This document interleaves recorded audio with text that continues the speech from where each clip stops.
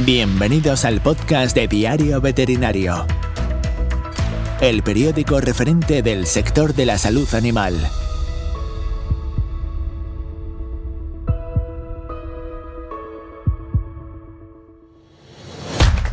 Hola a todos, somos Fernando Sarrate y Sergio Barbero, y en este espacio vamos a dar una visión profunda y objetiva a la actualidad veterinaria. Un espacio de análisis que se centra en lo que más te interesa, para que la información llegue a ti sin filtros, sin rodeos y de la boca de los protagonistas. ¡Empezamos!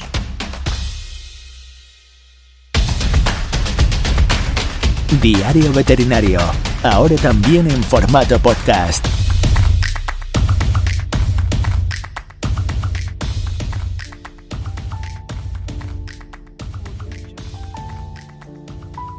La gripe aviar o virus influenza tipo A es un virus de ARN que afecta de forma endémica a numerosas especies de aves y ocasionalmente a algunos mamíferos, incluido el ser humano. Es un patógeno con numerosos subtipos y una capacidad de mutación muy elevada, dando lugar a nuevas cepas que pueden cambiar radicalmente su comportamiento. La biología molecular diferencia estos subtipos atendiendo fundamentalmente a dos proteínas de su superficie, la hemaglutinina o subtipo H y la neuraminidasa o subtipo N.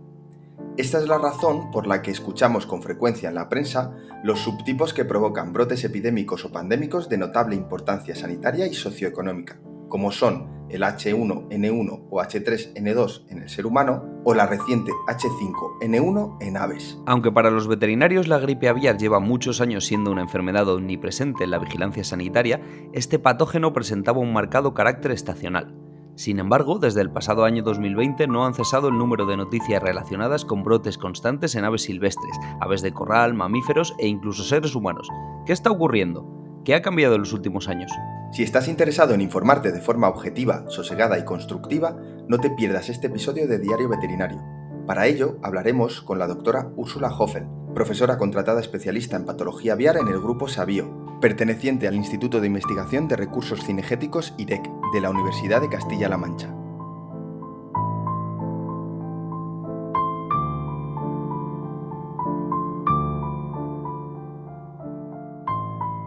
Hoy en el podcast de Diario Veterinario hablamos de un tema que, si bien lleva presente en la actualidad de las noticias referentes a la salud pública o ya unos cuantos años, últimamente ha vuelto a tomar nuevo protagonismo, y para eso tenemos con nosotros a Úrsula Hoffel, profesora contratada y dedicada de manera más específica a la patología aviar. Es doctora en veterinaria y trabaja en el Grupo Sabio del Instituto de Investigación en Recursos Cinegéticos, en el IREC, en la Universidad de Castilla-La Mancha. Úrsula, ¿qué tal? ¿Cómo estás? Gracias por estar en el podcast de Diario Veterinario. Hola, gracias a vosotros, encantada de estar aquí. Y estamos como siempre con Sergio Barbero. ¿Qué tal, Sergio? Hola, ¿qué tal?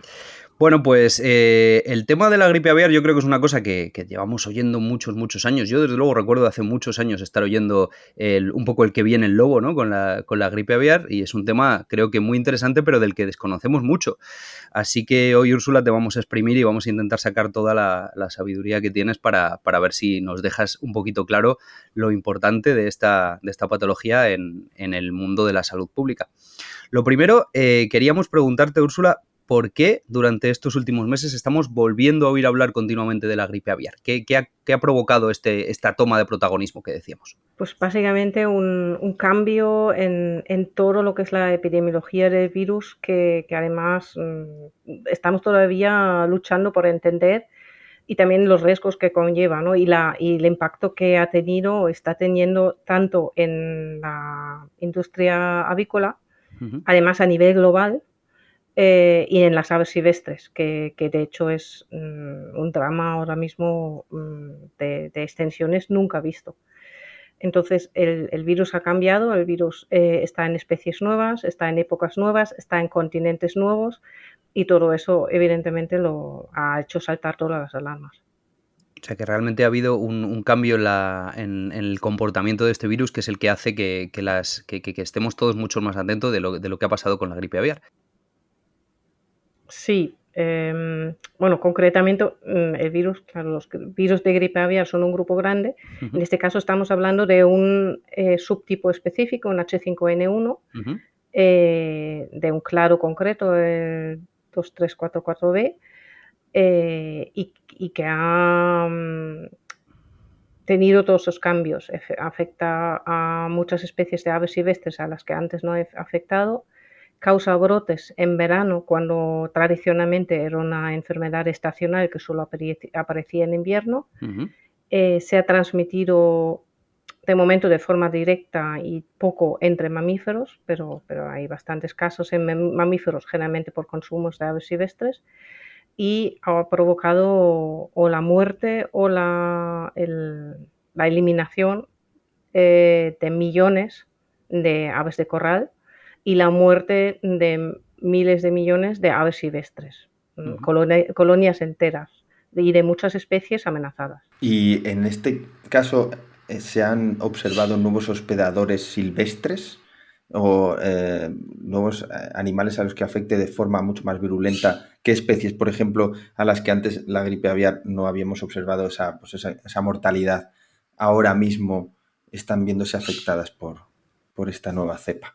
Pues estamos hablando, por un lado, de especies acuáticas, que no está tan lejos del espectro habitual del virus, pero también de rapaces carroñeras o de carroñeras marinas, como pueden ser buitres leonados, quebrantahuesos, que no es una especie en la que se piensa en primordialmente ni siquiera en consumir aves acuáticas o otras especies muertas, charranes, pagazas, pelícanos, que es una especie que, bueno, tradicionalmente sí que ha habido casos, pero no en esta extensión.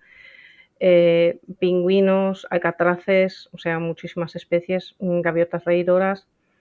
Y tengo que hacer un poco, a lo mejor ir un poco hacia atrás, porque tradicionalmente estos virus, los virus de gripe aviar en general, no afectaban de forma patológica a las aves silvestres. Tradicionalmente eran virus que circulaban de forma silenciosa en aves silvestres en formas de baja patogenicidad, y son los subtipos H5, H7. Sí entraban en explotaciones avícolas con mucha densidad de aves domésticas en la adaptación a estas especies cuando se volvían patógenos.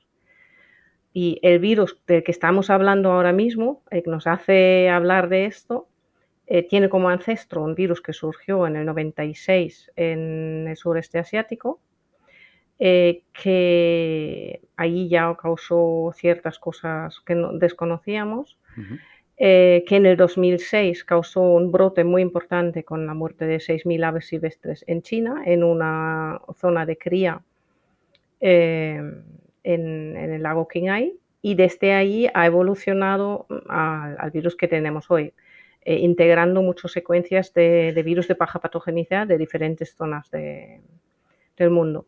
Y así ha evolucionado a un virus que aparentemente se adapta a especies silvestres y causa muchísima patogenicidad en aves silvestres. Y eso es algo que no habíamos visto antes. Intentando hacer un poquito de pedagogía y yéndonos un poco a la base de todo esto, porque como decimos, lo que queremos es que todos los oyentes del podcast de Diario Veterinario puedan enterarse bien de qué es esto de la gripe aviar. Bueno, sabemos que este virus se clasifica como un ortomixovirus, que es, como has dicho, influenza H5N1.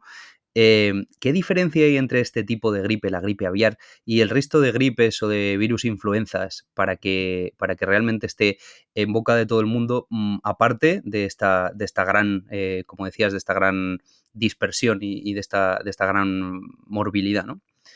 Bueno, tenemos los virus de gripe, generalmente eran, o al menos antes, eran bastante específicos de especies o de grupos de especies, ¿no? Tienen determinadas características que hagan que sean más capaces de entrar en un hospedador o en otro, en las células del sistema respiratorio o digestivo de un hospedador o otro. Es decir, los virus de influenza aviar son realmente tradicionalmente específicos de aves. Los virus de gripe humana son más bien específicos de personas. Luego hay algunas especies que son susceptibles a virus de diferentes tipos. Los cerdos, por ejemplo, pueden infectarse con virus de influenza de cerdos, virus de influenza de humanos y virus de influenza de aves. Lo que pasa es que con este virus actual, ahora mismo tiene capacidad de adaptarse a muchas especies diferentes de aves, que antes tampoco lo tenía tan fácil.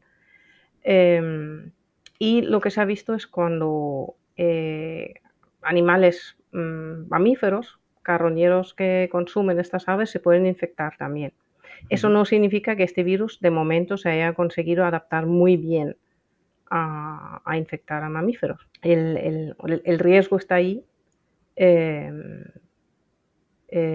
porque determinados cambios en los virus, toda esta reinfección entre muchos individuos de aves y muchas infecciones de mamíferos, pues permite muchas circulación del virus, muchos cambios, porque estos virus son virus que tienen dos características especiales. Uno, que carecen de control en su replicación, con lo cual cada vez que el virus se replica en una célula de hospedador,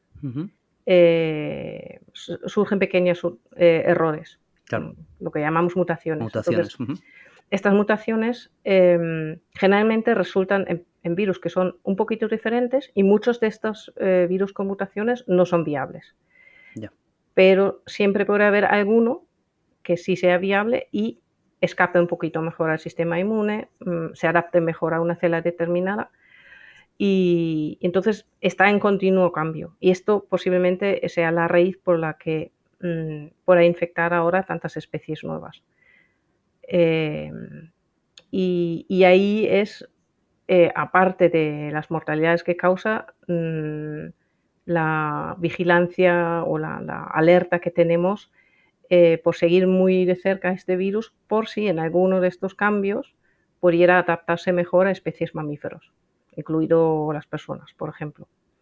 Y por otra parte, antes he hablado de que se puede, el virus que tenemos actualmente tiene cogidos segmentos de virus, otros virus que estaban circulando, otros virus de influenza que estaban circulando, y esto es porque tiene el ARN, el genoma segmentado en trocitos. Entonces, si dos virus diferentes infectan a un mismo ave o un mismo hospedador, pueden intercambiar estos segmentos. Claro, y hacer, por tanto, que la adaptabilidad del virus a diferentes especies, o, bueno, como decimos siempre, ¿no? En cuanto más circulación hay, más probabilidades hay de que en una de esas situaciones haya una mutación preocupante, ¿no? Sabemos también, Úrsula, que dentro de los influenza aviares, los influenza A, ¿no? Aviares, existen como dos grupos, los que llaman virus de la influenza aviar de alta patogenicidad y los de baja patogenicidad. Y luego, por otro lado, los virus de influenza en general, pues lo que hablabas, ¿no? Es el H5N1, se clasifican con esos antígenos, ¿no? De membrana, con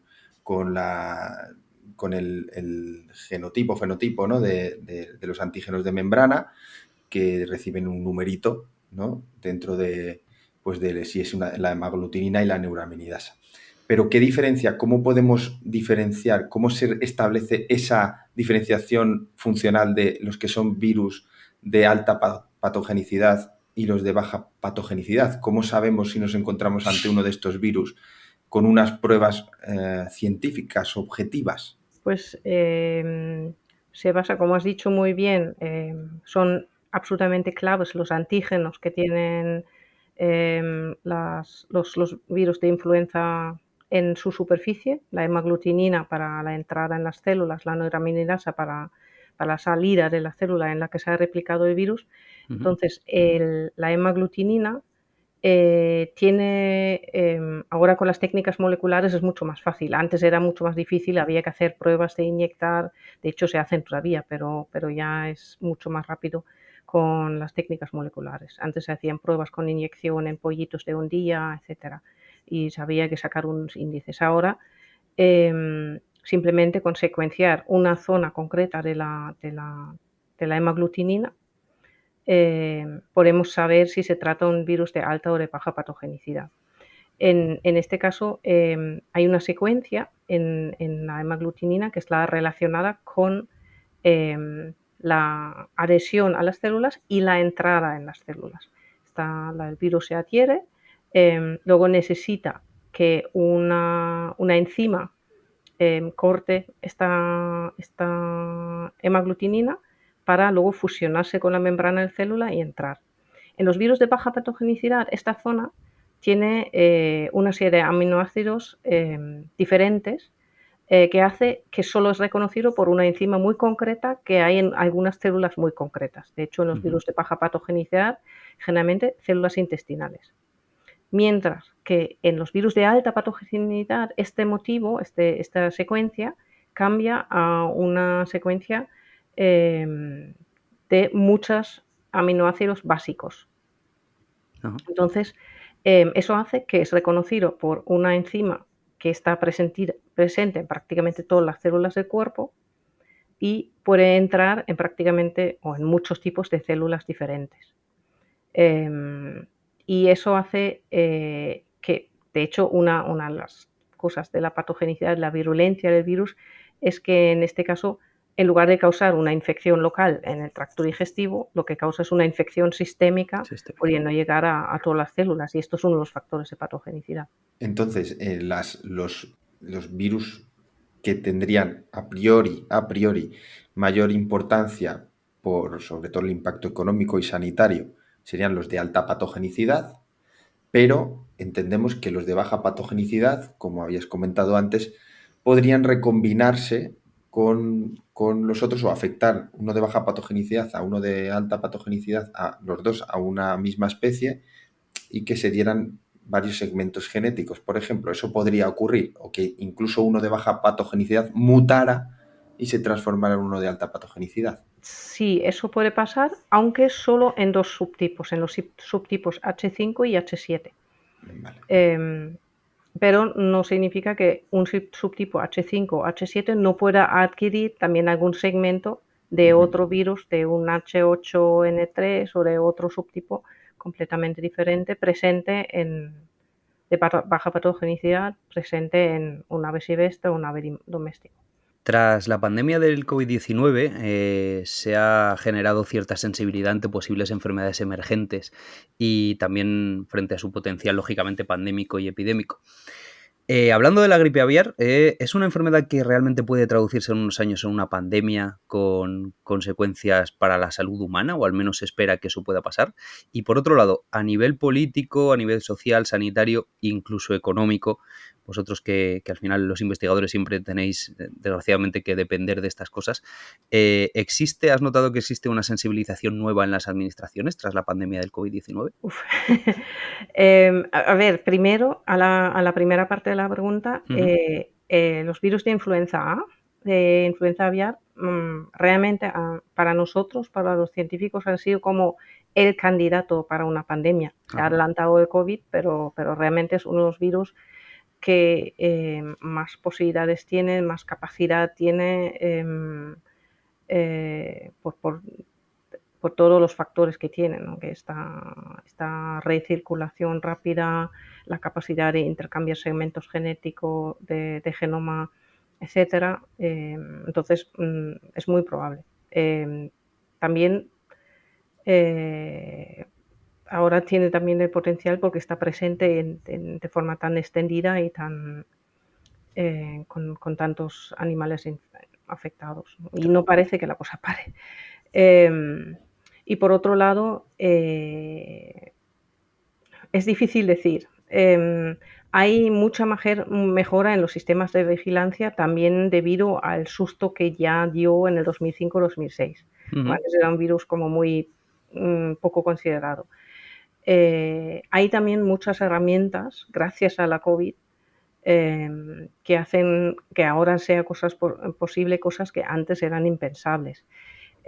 Concretamente, la Unión Europea hace poco ha decidido dar la opción a cambiar completamente el manejo de esta enfermedad en la avicultura, además de la vigilancia y la eliminación de animales en granjas infectadas, realizar vacunaciones. Y una de las vacunas candidatas a usar es una vacuna de mRNA, lo cual permitirá adaptar la vacuna a los virus circulantes. Eso es algo que para la avicultura sola nunca se habría desarrollado, Claro. se hubiese desarrollado antes gracias a la COVID.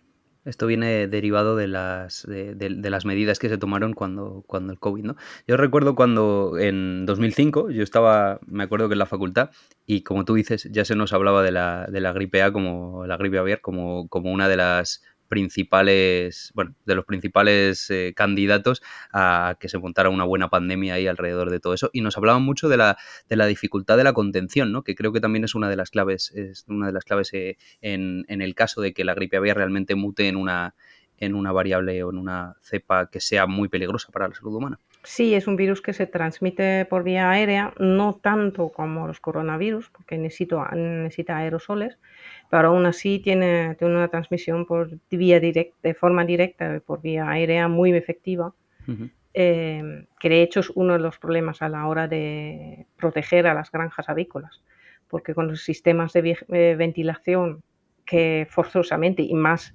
en nuestro país con las olas de calor y eso Ujú. necesitan las granjas, es prácticamente imposible controlar la entrada de cosas por esta vía. Entonces, sabemos que es muy difícil de contener, sabemos que además tiene un nivel de propagación y más afectando a animales, a aves, encima aves acuáticas, muchas de ellas migratorias. Entiendo que encima es muy difícil contenerlo con fronteras porque son animales que cambian de continente a continente, con un nivel de mutación, con una tasa de mutación muy elevada, que puede producir cepas, supongo que como todos los influencias, ¿no? Muy, muy rápidamente. Pero, ¿y cuál es su resistencia en el ambiente? ¿Este virus resiste muy bien las condiciones ambientales? Pues tradicionalmente era un virus que estaba muy susceptible a la desecación, al calor, donde persistía sobre todo en el agua y con pH más ácido, y sobre todo con bajas temperaturas. Es decir, por eso era un virus típicamente estacional, asociado al frío, asociado al agua. Y además, en nuestra zona, otro aliado que tenemos y que afecta bastante al virus es la luz ultravioleta, al Ujú. tener tanta radiación solar. Sin embargo, también ha cambiado eso, persiste muchísimo mejor en el ambiente, persiste muchísimo mejor a altas temperaturas y hay muchas cosas que todavía ni sabemos, porque llevamos desde el 2020 con la circulación de este virus y vamos un poco por detrás. Y siendo este un podcast que escuchan pues, muchos profesionales del sector veterinario, del sector sanitario, y entendiendo que somos personal de riesgo, ¿no? Al tratar, sobre todo aquellos que traten especies de aves, ya sean silvestres o incluso en avicultura, hay algunas medidas especiales que se tengan que tomar, aparte de la higiene básica que todos creo que hemos aprendido después de la pandemia, por lo menos ya deberíamos saberlas de antes, pero que se nos han metido tanto, se nos han grabado un poco a fuego. ¿Alguna medida extra o con eso sería suficiente para la prevención de la enfermedad en A ver, personas? realmente esas medidas evidentemente son esenciales. Ujú. La higiene, incluso la mascarilla, La mascarilla. al final son aerosoles y de hecho ha habido muy pocos casos de infecciones en personas, generalmente asociados a una exposición muy continua y muy cercana a animales infectados. Incluso ha habido casos en los que no hay una infección como tal, como los trabajadores de la granja de Guadalajara, Ujú. pero sí una detección del virus simplemente por las partículas inhaladas. Ujú. Pero claro, minimizando la posibilidad de esa inhalación, se minimiza también el riesgo de que al final haya una infección. Claro. Ahora mismo sabemos que, o sea, según estoy hablando, lo que sabemos a momento de hoy, que puede cambiar mañana, que Ujú. el virus que está circulando, y sus mutaciones y no tienen una capacidad de infectar a las personas o a los mamíferos en general bien. De hecho, los mamíferos que han muerto o están muriendo son generalmente mamíferos que han consumido animales infectados, o sea, que Ujú. se han expuesto al virus de una forma muy, muy, muy masiva. Em, entonces, ahora mismo el riesgo es bastante bajo. Aún así, y aún sabiendo que tampoco es una protección 100%, porque los virus de influenza aviar de influenza aviar y la influenza en general, hasta el de la gripe estacional, son muy variables, entonces nunca hay una protección completa. Pero no estaría de más que los profesionales que estemos muy expuestos, yo no lo estoy, pero que estuviéramos siempre vacunados contra la gripe estacional. Porque no, o sea, no es algo que sea obligatoria, pero yo de hecho no estoy vacunada, por ejemplo. Pero yo creo que no es algo que no estaría de más. Claro. Al final es una medida de protección extra que es lo que buscamos, ¿no? Poner medidas entre nuestra especie, ¿no? y el virus que tiene facilidad para adaptarse, por lo que vemos. Hablando un poquito del sector ganadero avícola, ahora mismo, hoy por hoy, ¿qué pasa cuando salta un positivo en una explotación avícola? Hoy ¿Cuáles por son hoy, las medidas que se toman sí. qué alarmas saltan primero? ¿Cuál es el mecanismo? Bueno, lo clásico es confirmar en el Laboratorio Central de Veterinaria si un veterinario detecta una mortalidad anormal o simplemente una bajada de consumo anormal que podría poner la sospecha, y en el caso de que se confirma un virus de influenza, incluso de baja patogenicidad, pero sobre todo los subtipos H7, H5, se sacrificaría todos los animales de esa granja, tanto infectados como no infectados. Y se crean zonas de protección y zonas de... dos zonas alrededor, una zona en un radio de 3 kilómetros, en el que se paralizan todos los movimientos y se controlan todas las granjas que hay en esta misma zona por si ha habido una transmisión, y un radio, otra zona de un radio de 10 kilómetros con un control de los movimientos.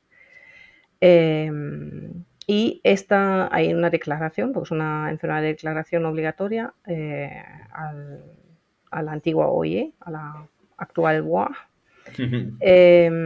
y se mantiene un estatus de infección por el virus al menos durante 3 meses. Si no hay nuevos brotes en esa zona durante 3 meses, se vuelve a declarar negativo.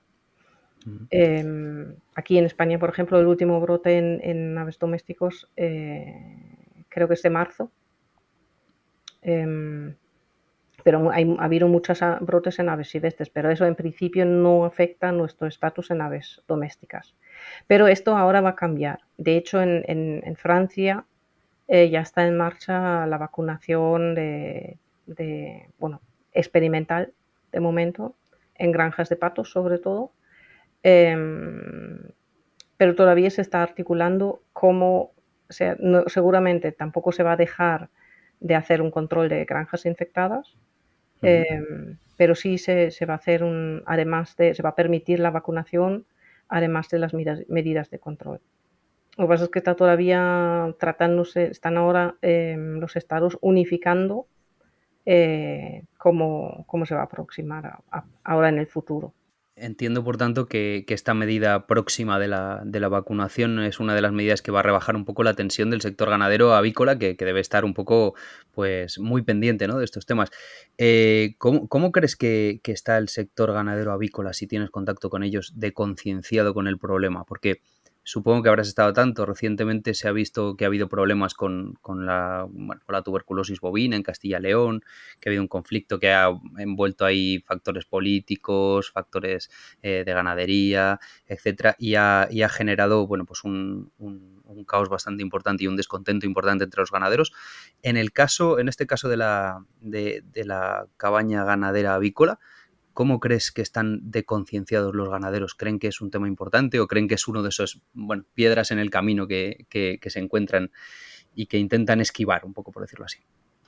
No, yo creo todo lo contrario. Yo creo que son muy conscientes del riesgo que supone y del problema que es. Hay que tener en cuenta que es un poco diferente a situaciones como la tuberculosis bovina. Mucho, claro. Porque no es una cosa crónica que al final se evidencia en el testaje ocasionalmente con animales sino que aquí cuando entra en una nave generalmente hay una mortalidad que puede llegar al 90 o al 100%. Claro. Y en un plazo muy, muy corto. Entonces, y afecta directamente a la producción, aunque sea un virus de baja patogenicidad. Entonces, hay mucha concienciación. Es una situación muy complicada para el sector, especialmente ahora que se expande la adaptación a a sistemas más extensivos, más sostenibles, con camperas, con gallinas que salen al exterior, por ejemplo, en el caso de las ponedoras, que al final, debido a esa situación, se tienen que mantener en interior. Ujú. Entonces son situaciones realmente complicadas en muchos casos, pero yo creo que a nivel del sector de producción grande hay mucha conciencia, por simple necesidad. Otra historia son posiblemente las numerosas explotaciones, por llamarlos de alguna manera, de gallinas que tenemos de particulares en todas las zonas, que es algo que yo veo muy difícil de controlar. Eso te iba a preguntar, ¿cómo se controlan esas cosas? Porque claro, ahí muchas veces nos movemos como tú dices, no se les puede llamar ni explotaciones, ¿no? En En un tierra de grupito de nadie, ¿no? gallinas, sí, eso es, que tenemos casi como animales domésticos y que encima estamos ahí con un control muy difícil. Aunque no sea fácil, ¿qué se intenta, cómo se intenta controlar ese tema? Se trata, realmente no sé si hay una posibilidad de controlarlo de alguna forma. Sobre todo mediante concienciación y bueno, hay algunas herramientas para tratar de ver las zonas de riesgo y eso, pero es muy, muy complicado. Complicado. El problema, claro, entendemos que muchas veces hay pequeñas explotaciones, o bueno, no explotaciones, sino pequeños grupos de gallinas que son familiares y que no experimentan mucho movimiento, como igual ocurren en las granjas en las granjas de reproductores, por ejemplo, y demás. Pero también centrándonos en el papel de la fauna salvaje, claro, so- a- tradicionalmente afectando a aves acuáticas. Para el que nos esté escuchando y sea un profano en el tema y diga, bueno, pues en medio de Castilla-León o de Castilla-La Mancha, que no pueda haber un contacto estrecho con una aves acuática, ¿cuál es ese papel, ¿no?, de la fauna silvestre en la transmisión del virus? ¿Son solo las aves acuáticas? ¿Es por el tema de las migraciones? ¿En las explotaciones de intensivo que en teoría están en una nave cerrada, que sea más difícil? ¿Cuál es el papel de la fauna silvestre transmitiendo este virus? Pues es una de las cosas que es bastante complicado y que estamos tratando de entender todavía. Ahí entran dos factores. Uno es que efectivamente el reservorio tradicional y el medio tradicional donde este virus se mueve son las aves acuáticas, y porque va muy asociado a la transmisión a través del agua. Aunque se puede transmitir a través del aire, los virus originalmente, los de baja patogenicidad, eran más de tracto digestivo, entonces era más una transmisión feco-oral a través del agua. Esto ahora ha cambiado un poco con este virus que se transmite muy, muy bien por el aire y que afecta sobre todo el sistema respiratorio. Y ahí entran especies que podemos llamar especies puente. Como lo que sí que tenemos mucho en las granjas, como pueden ser estorninos, gorriones, Claro. pequeños paseriformes que sí van a algunos humedales para beber y luego van a las granjas a comer, y pueden ser un poco este pequeño eslabón. También las gaviotas, que son también bastante frecuentes Sí. en todo tipo de ámbitos, que tradicionalmente no eran mucho vector para estos virus, o sea, sí es una de las especies reservorio también, pero tenían más sus propios virus de baja patogenicidad, unos H3, H16, pero justamente ahora la gaviota reidora, que es una de las especies que se ha expandido muchísimo porque se adaptaron muy bien a los sistemas antropizados, a vertederos, a granjas, es una de las grandes protagonistas de las mortalidades por miles en colonias enteras por H5N, por este virus ahora mismo. Entonces, por ejemplo, puede ser una de las implicadas en la dispersión. Y luego hay ahora, además, con la expansión a otras especies, hablamos, por ejemplo, de casos, en este caso es más una especie víctima, pero todavía no sabemos si tiene algún papel en la epidemiología, como puede ser el buitre leonado. El buitre leonado es una especie de rapaz amenazada, un carroñero. Dentro de los buitres el más abundante, pero realmente porque en España es donde hay muchos. En el resto del mundo han disminuido muchísimo. Pero esta especie, por ejemplo, se puede mover por toda España en un solo día buscando comida. Entonces, si un buitre se infecta en un lado, Claro. puede transportarlo en unas distancias tremendas. Aunque ahora mismo la verdad es que lo que hacen mayormente es morir. No sabemos hasta qué punto son realmente dispersores. Pero bueno, hay muchos factores como intermedios ahí. Y aunque sea muy complicada la pregunta, porque estamos todavía en esa fase de investigación, ¿no? Y conociendo un poco esta cepa nueva de este brote de influenza aviar, ¿qué se puede hacer? Porque ¿qué hacemos con la fauna silvestre? ¿Cómo podríamos controlarlo? Ya no solo por el control económico en el sector, sino también un poco por preservar también esas especies que están muriendo a cientos, ¿no? O a miles. ¿Qué se puede hacer? Porque estamos hablando de intentar controlar un medio que es abierto. Claro, es bastante limitado lo que se puede hacer y es, bueno, es limitado lo que se puede hacer y depende muchísimo de las situaciones diferentes. O sea, hay, por ejemplo, especies extremadamente amenazadas de los que quedan muy, muy pocos ejemplares, como puede ser el cóndor de California, del que han muerto, creo que 12 ejemplares, no estoy seguro, pero esos 12 ejemplares son el 4% de toda la población que hay en el mundo, porque hay muy pocos.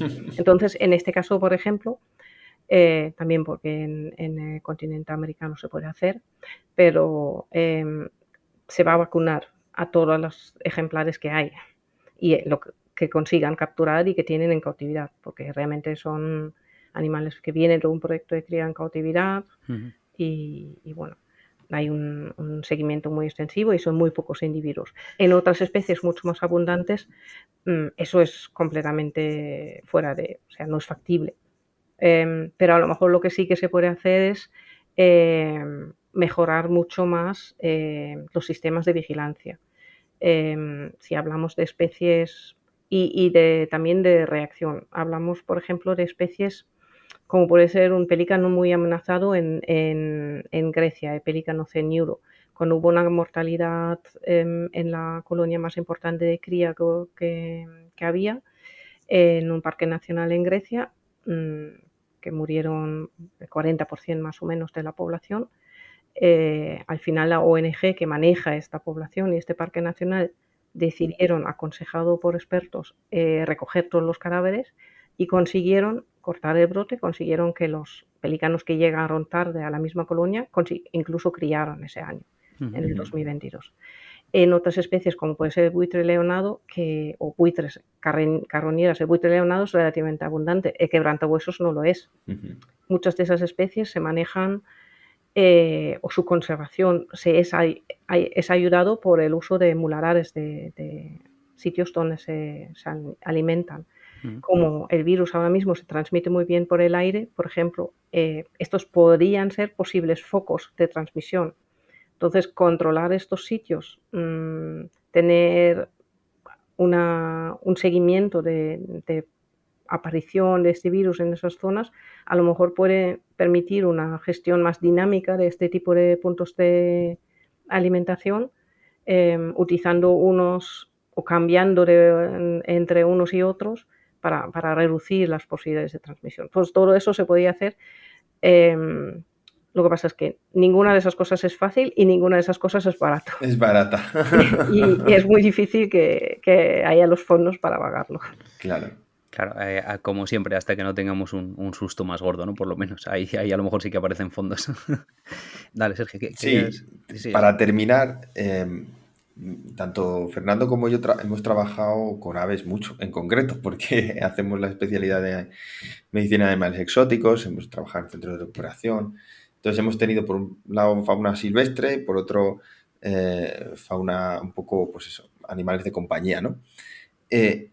Y se me queda un poco, se me crea un poco la curiosidad de si esta cepa se ha visto que puede afectar a las personas que tengan aves en su casa, que normalmente son sitaciformes y pequeños paseriformes.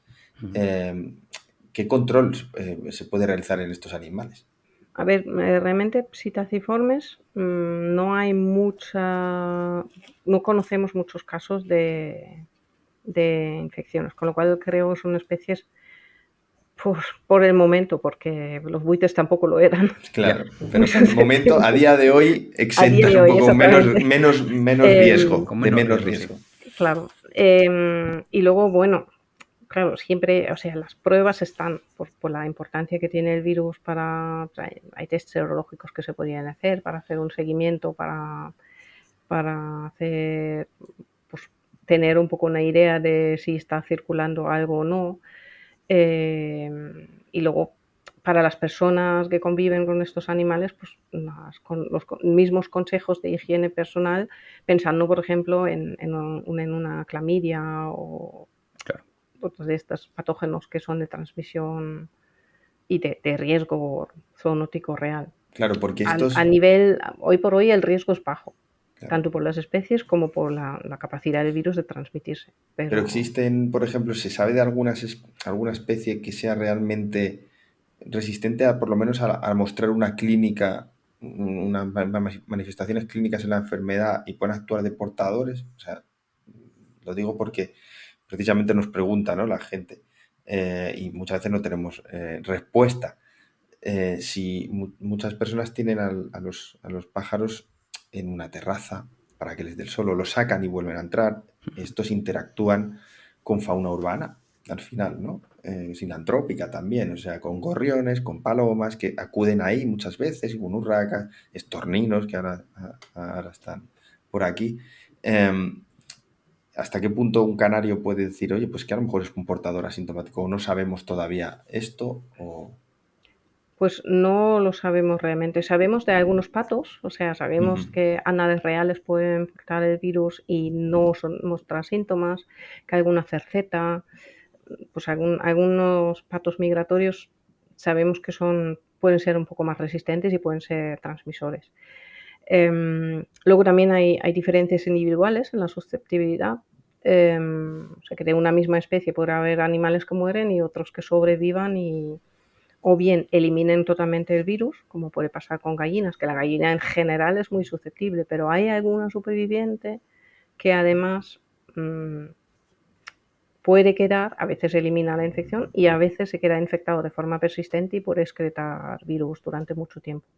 Entonces, eso sí que son un riesgo. A nivel de, por ejemplo, canarios, realmente no tenemos información. Sabemos que tanto gorriones como estorninos son especies que realmente no se infectan muy bien por estos virus, no son muy susceptibles a infectarse. Sabemos por un estudio experimental reciente que con este virus en concreto los gorriones que se infectan mueren,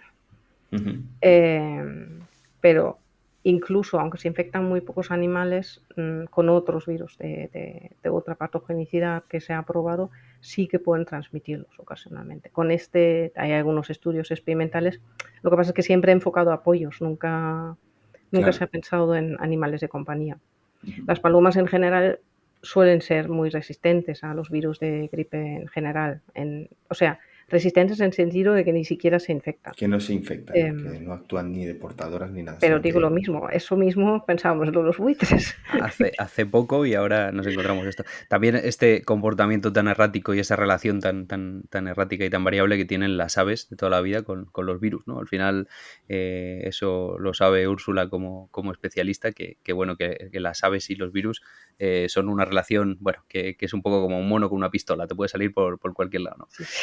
Totalmente. Y quería, de hecho, a colación de esta pregunta de Sergio, pensando también no solamente en animales de tanta fauna urbana, sino en pequeñas colecciones que también tienen aviarios en el exterior, etcétera, vamos a imaginar que nos está escuchando algún veterinario que trabaja con estos núcleos zoológicos, por decirlo así, y realmente tiene una sospecha fundada de que pueda haber un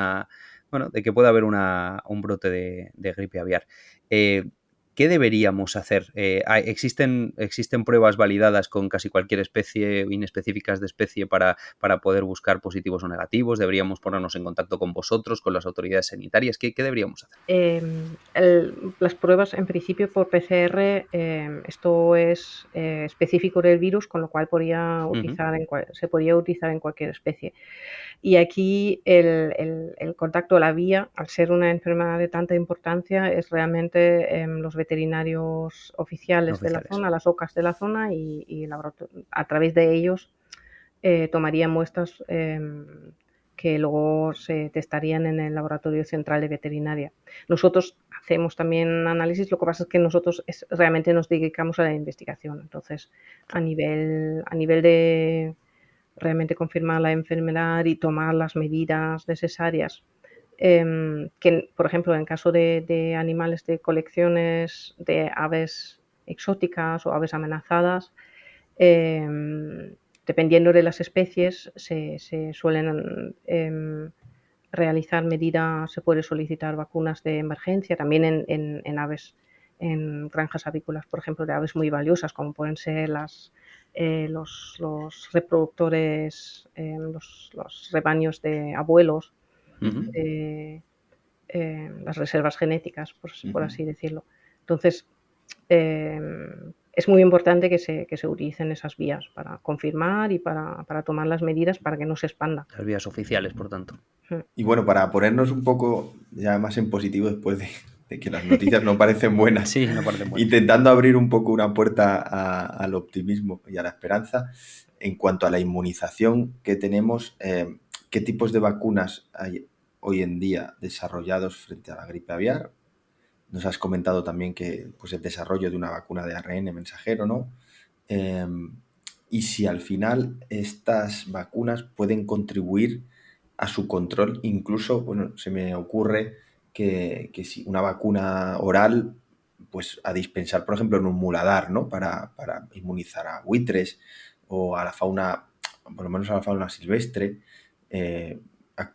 Ahora mismo la eficacia de las vacunas en las granjas es óptima, es buena, y habría una posibilidad de que se desarrollaran, de que una mejoría, sobre todo de cara a poder administrarlas en aves salvajes. A ver, en el cóndor ya se va a hacer. Las vacunas existentes ahora mismo, comercial, hay una vacuna licenciada, que es una vacuna frente a H5N2 inactivada, y es una de las que se van a utilizar. Y por otro lado, hay en desarrollo varias, entre ellas esta del mRNA. Esta vacuna, lo que conocemos de la vacuna de la gripe estacional en humanos, que al final y al cabo es como lo mismo en personas. Está la problemática de este virus de que cambia continuamente. Muta. Y que la vacuna de un año necesariamente protege frente al del año siguiente. Entonces, la opción de tener una vacuna de mRNA disponible significa que se puede adaptar muy rápidamente a los cambios en las cepas, que eso sería una ventaja muy grande. Claro. Ahora mismo todavía hay muy pocos datos, o sea, los datos que hay son de Asia, donde hay que los virus de gripe son endémicos y donde se vacuna desde hace mucho tiempo, porque no hay otra forma de mantener ahí la producción. Y lo que sabemos es que las vacunas lo que hacen es reducir mortalidad, reducir transmisión, pero nunca eliminan completamente. Y por eso siempre, o sea, aunque se vacune de forma habitual para poder mantener la producción y eso, siempre tiene que ir acompañado de vigilancia y control para evitar que surjan nuevas variantes que se escapen a la protección vacunal, etc. Entonces, eso por un lado.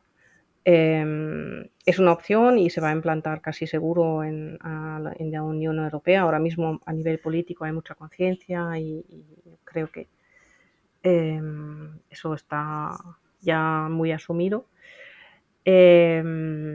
Su empleo en fauna silvestre lo veo mucho más complicado, porque es algún sistema que se puede controlar muchísimo menos.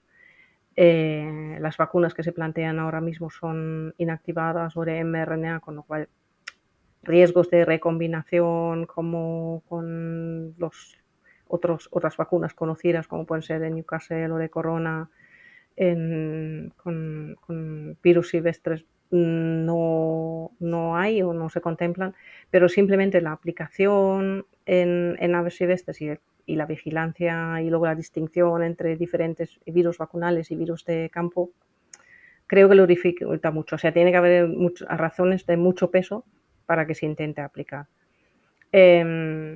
Una cosa última que quería decir en este sentido, luego hay otra problemática en las aves. Para algunas vacunas se ha conseguido, pero en general es muy difícil conseguir que las vacunas que no sean por vía parenteral sean inmunógenas. O sea, vacunación oral en aves no es un sistema fácil. Uh-huh. Entonces esa es una de las problemáticas de vacunar aves silvestres. Úrsula, te queríamos hacer una última pregunta y aquí te pedimos que saques un poco la bola de cristal y que nos digas cuáles son tus previsiones, cuál crees que es la perspectiva futura con respecto a la gripe aviar. Te puedes mojar, sabemos que es solamente una previsión, ¿eh? No queremos que... Es un tema de opinión, ya no entramos en evidencia científica, pero bueno. ¿Qué crees que puede pasar en los próximos años con la gripe aviar? Pues la verdad no lo sé, es muy imprevisible. Este virus siempre nos sorprende. O sea, a mí en parte me gusta tanto trabajar con este virus porque siempre pasa algo nuevo. A veces bueno, a veces no tan bueno. En este caso, o sea, pensando un poco en lo tradicional de estos virus, que al final en el sistema aves acuáticas, virus de baja patogenicidad, era un sistema bastante estático. Es como si el virus estuviera buscando el nicho ahora mismo. Está pasando de especie a nosotros que trabajamos con estos virus y estamos, de hecho, para nuestras investigaciones, buscando virus de baja patogenicidad, esos han prácticamente desaparecido. Y da la impresión que este virus está como barriendo las especies susceptibles, los individuos susceptibles, y cuando no quieran salta a otra especie. Está poniéndose cómodo, ¿no? Para que nos entendamos, ¿no? Está buscando dónde asentarse, ¿no? Por decirlo así. Sí, da un poco esa impresión. Entonces, normalmente lo que pasaba antes con los brotes de gripe aviar es que al final eran brotes estacionales y como había una ola de brote y luego había un periodo de silencio.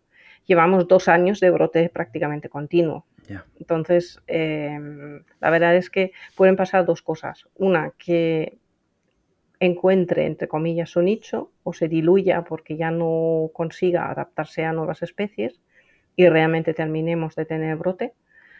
O que en alguna de las ocasiones de transmisión finalmente consiga o pase una mutación de adaptación a, por ejemplo, mamíferos y la cosa escale a otra cosa que no queramos y espero que no pase. Y hoy por hoy el riesgo es bajo, porque la vez que lleva mucho tiempo, lleva 2 años, ha habido muchos casos puntuales de mamíferos que han consumido aves infectadas y se han infectado, incluso números muy grandes como pueden ser los leones marinos en Sudamérica, que van por los más de 10.000. Y no ha habido una transmisión muy efectiva entre mamífero y mamífero. Entonces, hoy por hoy parece que el riesgo es muy bajo. Así que espero que el escenario sea el otro, el que al final terminemos olvidándonos otra vez del virus porque el peligro, por así decirlo, ha pasado. Bueno, esperemos que así sea y esperemos que la sociedad se pueda olvidar de la gripe aviar, pero que vosotros no y que vosotros sigáis trabajando en la defensa de la salud pública. Úrsula Höfel, profesora doctora Úrsula Höfel, muchísimas gracias por estar en el podcast de Diario Veterinario con nosotros. Un abrazo fuerte. Muchas gracias a vosotros. Muchas Encantada. gracias, Úrsula. Nos comentaba Úrsula off the record que las diferentes especies de aves silvestres parecen haber reducido la diversidad de las rutas migratorias y que se concentran más individuos en los mismos circuitos, favoreciendo un contagio aún mayor. Se sospecha que la alteración del hábitat y el cambio climático podrían ser factores fundamentales o desencadenantes que explicaran este suceso. Podemos concluir que la nueva cepa de influenza aviar tipo A y subtipo H5N1 de alta patogenicidad constituye a día de hoy una de las principales amenazas para las especies silvestres y el sector avícola, y una potencial amenaza para la salud en diversas especies de mamíferos, incluido el ser humano. El aumento de su resistencia en ambientes más cálidos y secos, su elevada patogenicidad y virulencia y la ampliación en el espectro de especies diana son las principales características de esta cepa registrada en 2020. Resulta fundamental desarrollar un trabajo integrado multidisciplinar que ayude a realizar planes de vigilancia epidemiológica, conocer más en profundidad el comportamiento de este nuevo subtipo y establecer tratamientos preventivos efectivos para conseguir controlar esta panzootia aviar. Esperemos que la reciente experiencia sufrida por el COVID-19 sirva para concederle a la influenza aviar H5N1 la importancia política que se merece. Veterinaria, una profesión, una salud, una actualidad. Y en el podcast de Diario Veterinario te la contamos. Recuerda lo que decía Louis Pasteur, la medicina cuida del hombre, la veterinaria cuida de la humanidad. Podrán encontrar más información en la web de diarioveterinario.com. Y no te olvides de seguirnos en redes sociales. Somos Fernando Sarrate y Sergio Barbero. Si te gusta nuestro contenido, no olvides suscribirte a Diario Veterinario. Y mientras tanto, no lo olvides, para estar informado visita www.diarioveterinario.com.